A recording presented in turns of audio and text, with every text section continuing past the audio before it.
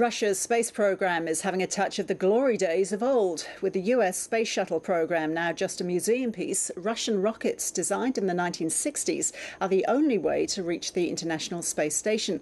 But many scientists in the country believe Russia's return to manned space supremacy may be short-lived. Moscow correspondent Norman Hermont reports. When it comes to launching people into space, it doesn't get more old school than this. A Soyuz rocket wheeled into place and onto the pad, much like they've been doing for nearly half a century.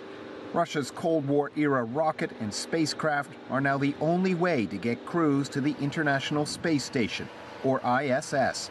Those who have watched Soyuz from the beginning say it's a prime example of relatively less sophisticated but durable Russian technology.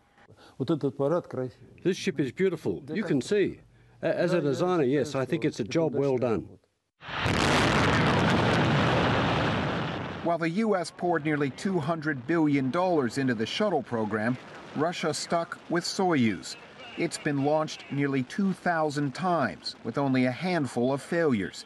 Now, until the U.S. develops a new manned vehicle, it will pay Russia more than $50 million a seat to carry astronauts to the ISS.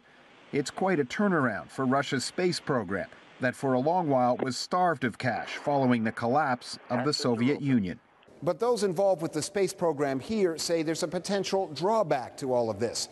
Russia will keep focusing on Soyuz, and that's not necessarily a good thing. Many space scientists say there's a risk in this moment of restored pride that designers will simply try to tinker with the tried and true Soyuz.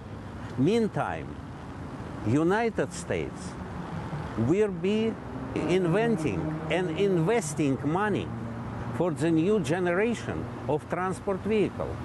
Until the new American spacecraft is launched in about 5 years, for NASA astronauts, things are going to be very different, especially the landings.